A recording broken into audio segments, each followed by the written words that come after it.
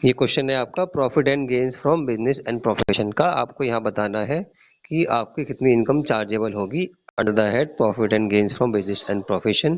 Question बहुत आसान है। पहले हमें दे रखा है आपको profit and loss account company का, वो देखना है। उसमें चेक करना है कौन से एक्सपेंसेस आपके अलाउेबल है और कौन से एक्सपेंसेस आपके डिसअलाउड है। उनको एडलेस कर देंगे तो आपको मिल जाता है profit and gains from business and profession. ये आपकी बैलेंस शीट है मिस्टर राजू की। Mister Raju manufacturer at Chennai. ठीक है, क्या करना है उसका दे रखा है आपको प्रॉफिट एंड लॉस अकाउंट 31 मार्च 2020 ये दे रखा है आपको। अब चलते हैं आगे, हम देखते हैं बैलेंस शीट। सबसे पहली आइटम है आपकी ओपनिंग स्टॉक। इससे हमें कोई प्रॉब्लम नहीं है, इसमें कोई इशू नहीं आएगा, अलाउड है। सेल्स कोई दिक्कत नहीं है, ये भी अलाउड होगी। क्लोजिंग स्टॉक ये भी अलाउड होगा। परचेज ऑफ रॉ मटेरियल ये भी अलाउड है, कोई दिक्कत नहीं है। मैन्युफैक्चरिंग एक्सपेंसेस ये भी अलाउड है। ग्रॉस प्रॉफिट यहाँ तक हमें कोई दिक्कत नहीं आएगी, कुछ भी डिसअलाउ नहीं करना है इसके अंदर से। ठीक है, आगे चलते हैं। इसके बाद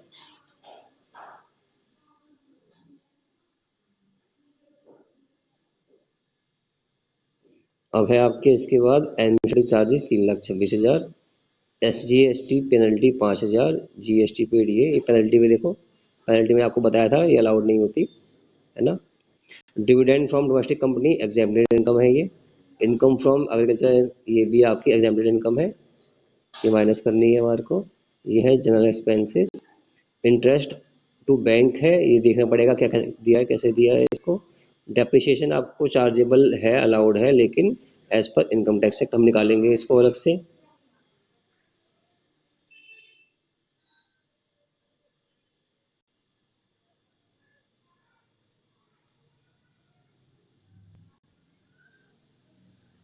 ये क्वेश्चन हो गया आपका। ठीक है, अभी इसके आगे चलते हैं नेक्स्ट पार्ट पे।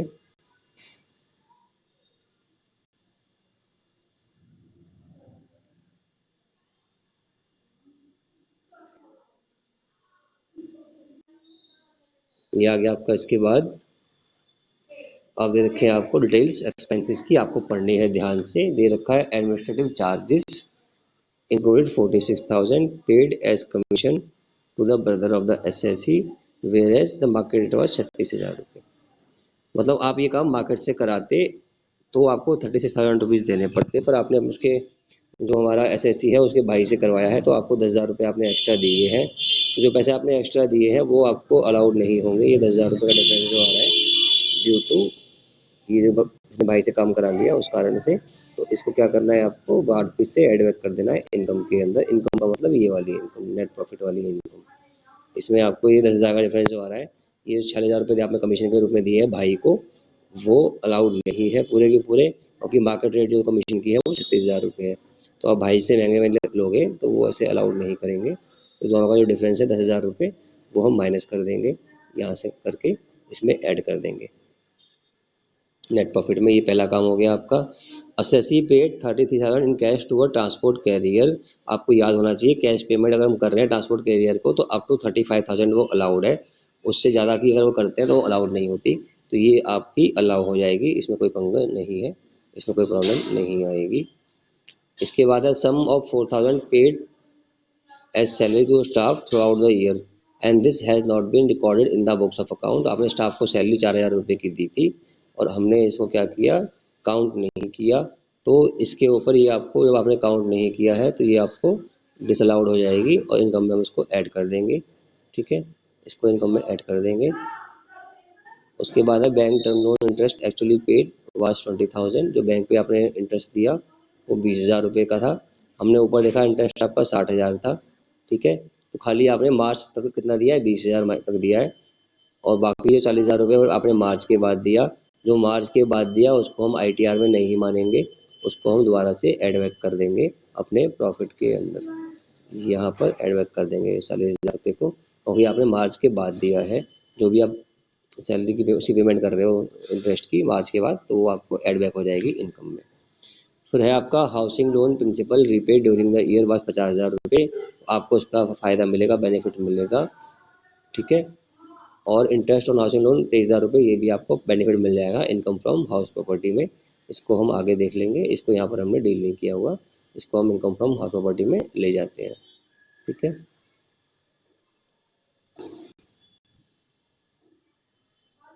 अब वो कह रहा है depreciation allowable is to be calculated on the base of following. बताइए आपको, हम निकालते हैं ब्लॉक ऑफ एसेट पे। तो ओपनिंग वैल्यू आपकी 12 लाख रुपए की है, 2 लाख रुपए की आपने एडिशनल परचेजिंग किया है, तो हो गए आपके 14 लाख रुपए, 14 लाख रुपीस। इस पे लगेगा 15%, ये आएगा आपका 2,10,000 रुपये, और साथ में लगेगा आपका एडिशनल डेप्रिसिएशन। ठीक है, तो उस पर लगेगा आपका, तो आपको दिखा देता हूँ वो भी निकाल के कैसे करना है, नीचे वो भी दे रखा है। तो फटाफट चलते हैं सॉल्यूशन पे। इसके सारी बातें आपको मैंने मोटी मोटी बता दी। डेफिनेशन की आपसे बात कर रहा था, तो डेफिनेशन का आपको एक बार मैं आंसर भी दिखा देता हूँ। ठीक है, एक बार देख लेते हैं इसको।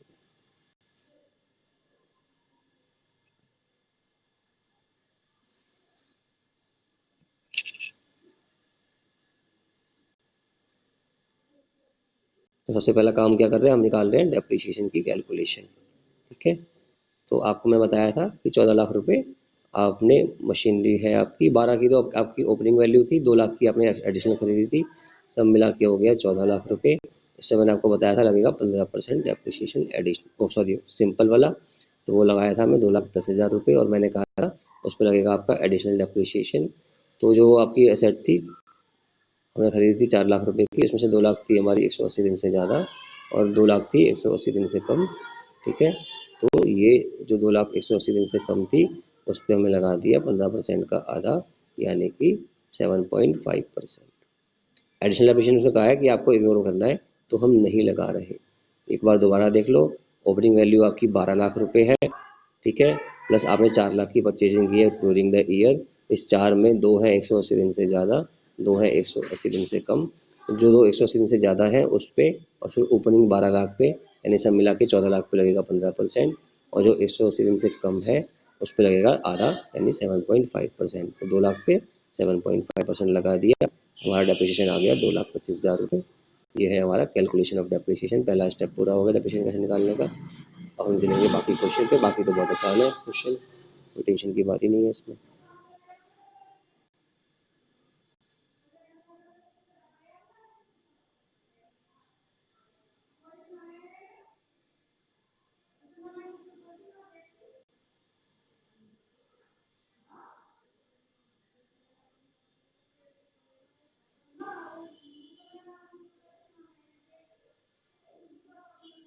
ये है सॉल्यूशन आपका। स्टेप नंबर 1, जो आपका नेट प्रॉफिट आता है वो आपको हमेशा निकालना है। 5 लाख रुपए नेट प्रॉफिट है, ये दे रखा है, गिवन है, इसे हमने कॉपी कर लिया। अब इसी में एनालाइज कर देंगे तो हमारा आंसर भी आ जाएगा। ठीक है, तो पहले क्या करेंगे, जो हमारे एक्सपेंसेस है जो हमारे को अलाउड नहीं है, डिसअलाउड है, जो हमने पहले वीडियो में बात करी थी, इसमें वो वाले हमें क्या करने, ऐड कर देने हैं। तो मैंने आपको बताया था कि कमीशन आपका 46,000 रुपये का आपने दिया अपने भाई को, लेकिन मार्केट रेट में कितना लगता है, 36,000 रुपये। 10,000 जो आपने एक्स्ट्रा दे दिया वो डिसअलाउड हो गया, और हम वो ऐड कर दिया। ट्रांसपोर्ट का आपको बता चुका हूँ कि 35,000 रुपये तक अलाउड है कैश पेमेंट, तो 33,000 की कैश पेमेंट की थी तो वो हमने अलाउ कर दी, उसका कोई पंगा यहाँ पर नहीं है, उसे भूल जाते हैं, कोई टेंशन नहीं पालनी उसकी। ट्रांसपोर्ट अलाउंस की आपने अगर 35,000 रुपये तक दिया है कैश में ट्रांसपोर्ट का खर्चा, तो वो अलाउड है। तो ये बताया मैंने आपको, salary paid to staff not account in the books 48,000 रुपये। ठीक है, जो आपने सैलरी दी थी स्टाफ को वो हमने यहाँ पर ऐड कर दी है। ठीक है, assuming that the expenditure is in the nature of unexplained expenditure, आपने इसके बारे में बताया ही नहीं, टैक्स अथॉरिटीज को क्यों मानेंगे इसको खर्चा, है ना। तो इसलिए उसको हमने यहाँ पर ऐड कर दिया कि भाई टैक्स अथॉरिटी ने बोला कि आपको पता ही नहीं है ऐसा कुछ। ठीक है, 48,000 रुपीज़ जो आपने बोले कि हमने सैलरी दी है एम्प्लॉई को, तो क्योंकि आपने ये बताया नहीं, तो इसको हमने अनएक्सपेंड एक्सपेंडिचर मान के इनकम में ऐड कर दिया। ठीक है, उसके बाद बैंक टर्म लोन, जो आपको मैं बताया था कि 60,000 का आपका बैंक लोन का इंटरेस्ट था, 20,000 आपने सॉरी दिए थे आपने अब तक मार्च तक, तो मैं कहा था बाकी बचे 40,000 रुपये को हम डिसअलाउ कर देंगे, यानी कि ऐड बैक कर देंगे इनकम में। दोबारा सुन लो, 60,000 रुपये का इंटरेस्ट हमने पूरा दिया इस साल, लेकिन उसमें से 20,000 हमने मार्च तक दिया, तो मार्च के बाद दिया मैंने बोला था उसको हम ऐड बैक कर देंगे। तो ये देखिए, bank interest paid after due date of filing income tax, तो आपको 40,000 रुपये वो अलाउ नहीं किए गए। पेनल्टी कोई भी हो, मैंने बताया टैक्स के ऊपर पेनल्टी हो, जीएसटी का पेनल्टी हो, पेनल्टी कभी भी हम इनकम में से काटते नहीं है, तो उसको भी हमने पेनल्टी को भी ऐड बैक कर दिया। ठीक है, ये पेनल्टी थी हमारी वो भी हमने ऐड बैक कर दी। और लास्ट डेप्रिसिएशन हमने अलग से निकाला था अभी 2,25,000 रुपये का, है ना। तो 2,25,000 माइनस करेंगे, ये 2 लाख रुपए जो पुराने हमें निकाल रखे थे ये ऐड बैक कर देंगे। तो डेप्रिसिएशन में कैलकुलेट किया होता है हमने नॉर्मली, उसको हम ऐड कर देते हैं, फिर हम निकालते हैं as per income tax act और उसको हम माइनस कर देते हैं। देखो नीचे माइनस कर रखा है, ये रहा, अभी दिखाऊंगा मैं आपको। ठीक है, तो ये सारे एक्सपेंसेस जो हमें डिसअलाउ थे वो हमने ऐड बैक कर दिए इनकम में, इंक्लूडिंग ये वाली सैलरी, ये आपका बैंक लोन का इंटरेस्ट जो आपने डेट के बाद दिया, SGST पेनल्टी, ये जो आपने नॉर्मल डेप्रिसिएशन लगाया ये भी, इसको हमने अलग से नीचे दिखाया है, अभी मैं इसमें भी आऊँगा। और साथ में 10,000 रुपये जो आपने एक्स्ट्रा दिए अपने भाई को वो भी हमने ऐड बैक कर दिए, क्योंकि टैक्स अथॉरिटी ने मना कर दिया, इसको वो अलाउ नहीं करेंगे। तो हम जा रहे हैं डिडक्शन जो अलाउड है उन पे, ये हमने बताया था आपको पिछले वीडियो में। तो ये रहा,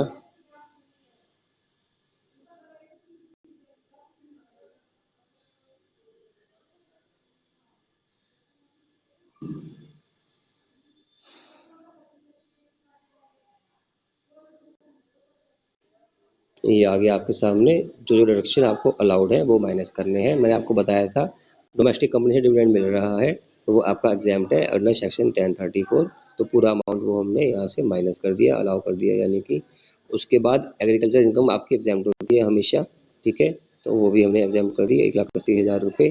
और हमने निकाला था अभी डेप्रिसिएशन अलग से 2,25,000 का, 12 लाख पे 14% और सॉरी 15%, 2 लाख जो खरीदा हमने 180 दिन से ज़्यादा उसमें भी 15%, और 2 लाख जो खरीदा 180 दिन से कम उस पर आधा 7.5%। तो वो जो निकाला था वो सब हमारा 2,25,000 रुपये आया था, अभी मैं देखा था, तो इसको हमने माइनस कर दिया, एक्सपेंस मान लिया, तो आपके पास आ गई इनकम, बिजनेस इनकम 3,83,000 रुपये।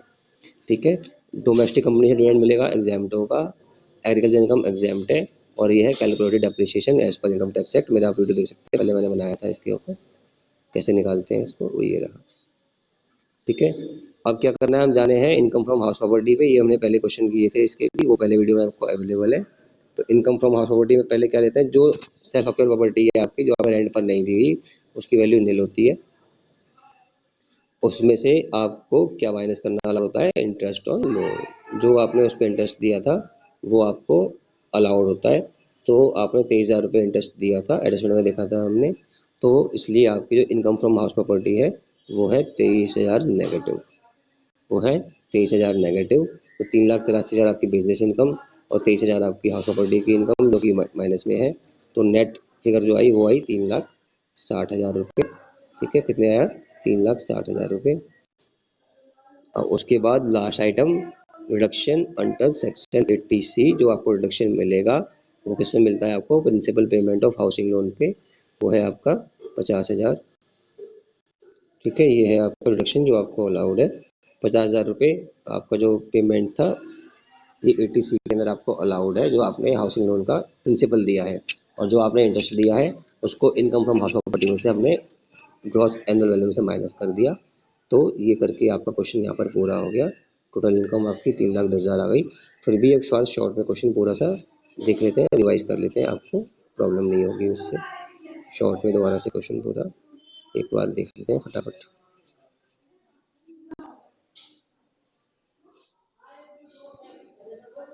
ये आपके सामने बैलेंस शीट है। ठीक है, बैलेंस शीट में आपको जो देखना है आइटम जो आपको लगते हैं ऑड वो आएंगे, इसमें कोई दिक्कत नहीं है, पहले वाले में कोई प्रॉब्लम नहीं आएगी। यहाँ पर जो एक्सपेंसेस है इनमें ज़्यादातर दिक्कत है, इसमें क्या अलाउ करना है क्या डिसअलाउ करना है ये देखना था हमारे को। तो सबसे पहले है आपका एडमिनिस्ट्रेटिव चार्जेस। ठीक है, ये पेनल्टी कभी भी अलाउड नहीं होती, ये एडवैक करनी है, ये अलाउड है, ये भी अलाउड है। इंटरेस्ट ऑन लोन टाइम पे दिया है तो अलाउड है, बाद में दिया तो अलाउड नहीं है। डेप्रिसिएशन हमने देखा, इसको हम कैलकुलेशन अलग से करते हैं तो इसको एडवैक कर देंगे। साथ में मैंने आपको बताया कि ये दोनों इनकम आपकी क्या है, एग्जाम्प्ट है, तो इसको हम आराम से इनकम में से माइनस कर देंगे नेट प्रॉफिट की कैलकुलेशन में से। ये है आपकी बैलेंस शीट।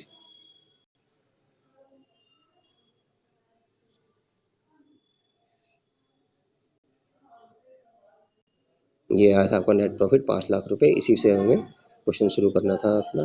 40,000 रुपया खर्चा हुआ एज एडमिनिस्ट्रेटिव चार्जेस, जबकि वो आपने अपने भाई को दिए थे और एक्चुअल रेट था 40,000, तो 10,000 का जो डिफरेंस आया एड बैक करना है इसके अंदर। ये पहला स्टेप था हमारा। उसके बाद दूसरी बात, 35,000 रुपये आपने कैश दिए ट्रांसपोर्ट कैरियर को, ये आपको 35,000 रुपये तक कैश देना अलाउड है, तो ये 33,000 दिया तो कोई दिक्कत नहीं है, इसे भूल जाओ, इसको कोई मायने मत रखो, कुछ नहीं करना है, इसका छोड़ देंगे, अलाउ कर देंगे। 4,000 रुपये सैलरी दी आपने, लेकिन आपने इसको काउंट नहीं किया था, तो इसको भैया इनकम टैक्स वाला अलाउड नहीं करेगा, इसको हमें एड बैक करना पड़ेगा। इंटरेस्ट ऑन लोन आपने 20,000 रुपये एक्चुअल में दिया, 60,000 रुपये आपका था, आपने मार्च तक दे दिया 20,000, तो इतना ही अलाउड होगा, बाकी 40,000 रुपये आपका वापस कर देंगे ऐड इनकम टैक्स जब हम कैलकुलेट करेंगे तो आपको इंटरेस्ट टाइम पे देना है, लेट पेमेंट करोगे तो वो अलाउड नहीं करते। फिर है आपका डेप्रिसिएशन, आपको दिखता है नीचे साफ साफ, जो डेप्रिसिएशन है वो निकालना है 15%। यहाँ उसने बोला है इग्नोर एडिशनल डेप्रिसिएशन, इसलिए हमने एडिशनल नहीं लगाया था, है ना, वो नहीं लगाया हमने, सिर्फ लगाया इस पे 12 लाख पे ओपनिंग बैलेंस पे, 2 लाख जो 180 दिन से ज़्यादा था उस पर मिला के सब मिला के 14 लाख पे 15% लगाया हमने। और बाकी 4 लाख की जो प्रॉपर्टी खरीदी है उसमें जो एसेट खरीदी है, और 2 लाख हमारी 180 दिन से ज़्यादा है, ऑटोमेटिक सी बात है, बाकी बची 2 लाख वो क्या है हमारी 180 दिन से कम है, तो उस पर हमने लगाया 15% का आधा, इसका आधा 7.5%, ठीक है, वो हमने लगाया 7.5%। तो अब फटाफट से आपको सोल्यूशन दिखा देता हूँ मैं एक बार फिर से, ताकि आपको क्लियर हो जाए क्वेश्चन का आंसर।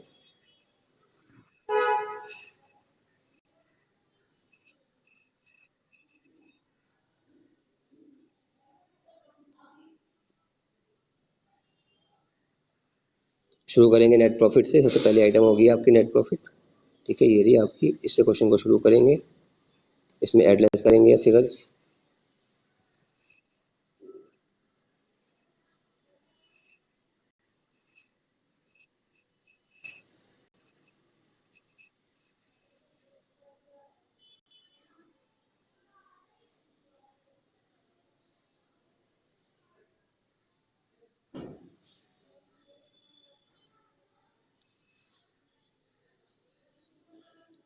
जो पहली फिगर ऐड की वो था आपका एक्सेस कमीशन पेड, तो मैंने बताया था आपको, ट्रांसपोर्ट का कुछ नहीं करना था, मैंने ना कर दी थी आपको।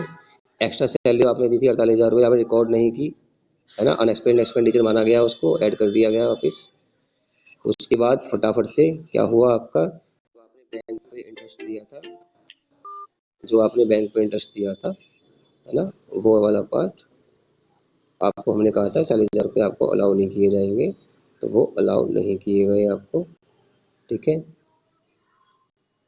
ये रहे, आपने उनको ऐड बैक कर दी 40,000 रुपये जो आपने मार्च के बाद दिए। पेनल्टी में कभी भी अलाउड नहीं होती, पेनल्टी ऐड बैक कर दी। डेप्रिसिएशन हमने अलग से निकाला है तो पुराने वाले को ऐड कर दिया, अलग से निकाला 2,25,000 रुपये, वो लेस किया हमने। एग्जाम्ड है इनकम, एग्रीकल्चर इनकम भी, और साथ में dividend receive from other company, यानी कि ये दोनों, ये एग्रीकल्चर इनकम ये एग्जाम्ड है, डिविडेंड फ्रॉम डोमेस्टिक कंपनी ये भी एग्जाम्ड है, तो ये हमने इनकम में से माइनस कर दी। आपके 50 आई 4,20,000 रुपये इसका टोटल आया, और एडजस्ट करके 3,83,000 ये अमाउंट है आपका बिजनेस इनकम का, profit and gains from business and profession का। ये क्वेश्चन तो खैर यहीं तक खत्म हो गया था आपका, लेकिन फिर भी हमने इसमें क्या किया, हाउस प्रॉपर्टी को भी ऐड कर दिया, क्योंकि इसके बारे में दे रखा था, तो हाउस प्रॉपर्टी को भी देख लेते हैं। आपके पास जो हाउस प्रॉपर्टी है उसकी वैल्यू नील मानी जाएगी, क्योंकि वो सेल्फ ऑक्युपाइड प्रॉपर्टी है, पहले की वीडियो चेक कर सकते हैं आप, उसमें कैसे निकालते हैं, तो ये नील मानी जाएगी। और जो आपने इंटरेस्ट दिया है वो आपको पूरा का पूरा अलाउड होता है, तो इंटरेस्ट लेस कर दिया, तो 23,000 रुपये आपकी इनकम फ्रॉम हाउस प्रॉपर्टी आ गई नेगेटिव, तो आपने यहाँ से इसमें से सेट ऑफ कर सकते हैं, अलाउड है आपको। तो आपके पास बचे 3,60,000 रुपये, ये है आपकी इनकम, पूरी इनकम आपकी 3,60,000 रुपये है।